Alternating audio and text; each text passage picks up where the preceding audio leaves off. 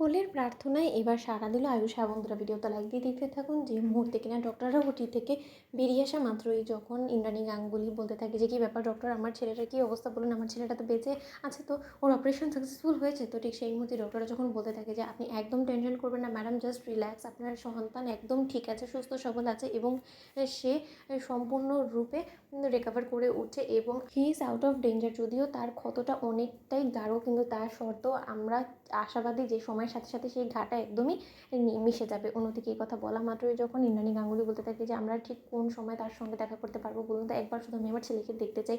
অন্যদিকে এই কথা বলা মাত্রই যখন ডক্টর বলতে থাকে যে দেখুন কিছুক্ষণ বাদে আমরা ওনাকে কেবিনে শিফট করে দেবো, তখন আপনারা গিয়ে তার সঙ্গে দেখা করে আসবেন, কিন্তু তাকে কোনোভাবে উত্তেজিত করার চেষ্টা করবেন না, কারণ সে এখন যথেষ্ট পরিমাণে ডিপ্রেসড আছে। অন্যদিকে এই কথা বলা মাত্রই যখন অবশেষে আয়ুষকে কেবিনে দেওয়া হয় এবং আয়ুষের জ্ঞান ফেরা মাত্রই যখন আয়ুষ সিস্টারকে বলতে থাকে যে সিস্টার কুসুম কোথায়, কুসুম আছে। ঠিক সেই মুহূর্তে সিস্টার বলতে থাকে যে আপনি কুসুম ম্যাডামের সঙ্গে দেখা করতে চান, দাঁড়ান, যে কিনা আপনাকে হসপিটালে নিয়ে এসেছে, আমি এক্ষুনি তাকে ডেকে দিচ্ছি। অন্যদিকে যখন সিস্টার রুম থেকে বেরিয়ে এসে বলতে থাকে যে এখানে কুসুম কি আছে বলুন তো, অন্যদিকে কুসুমের নাম শোনা মাত্র যখন দেবলীনা বলতে থাকে যে কেন কুসুমকে দিয়ে কী দরকার আপনার বলুন, এখানে আয়ুষ গাঙ্গুলির গোটা পরিবার বসে আছে, সেখান থেকে কিনা আপনার কুসুমকে প্রয়োজন, কেন কুসুমকে কী দরকার আপনার। ঠিক সেই মুহূর্তে সিস্টার বলতে থাকে যে না, আসলে পেশেন্ট নিজেই কুসুমের সঙ্গে দেখা করার জন্য আগ্রহ প্রকাশ করছে এবং এই মুহূর্তে পেশেন্ট যেটা চাইবে সেটাকে আমরা অবশ্যই প্রাধান্য দেবো, তাই না। ঠিক সেই মুহূর্তে যখন অবশেষে ইন্দ্রাণী গাঙ্গুলি বলতে থাকে যে দেবলীনা যেটা বলছে সেটা করতে দাও, আপনি বরঞ্চ কুসুমকে ভেতরে যেতে দিন। ঠিক সেই মুহূর্তে যখন কুসুম ভেতরে যায় এবং কুসুম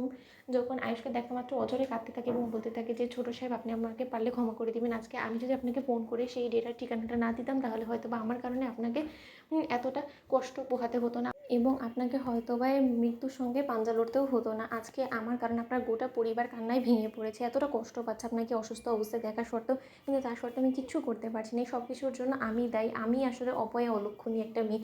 অন্যদিকে এই কথা বলা মাত্রই যখন ইন্দ্রাণী গাঙ্গুলি সেখানে ঢুকে পড়ে এবং ইন্দ্রাণী গাঙ্গুলি বলতে থাকে যে আয়ুষ, তোমার যদি এই কাজের মেয়েটার সঙ্গে কথা বলা শেষ হয়ে যায় তাহলে কি আমরা ভেতরে আসতে পারি।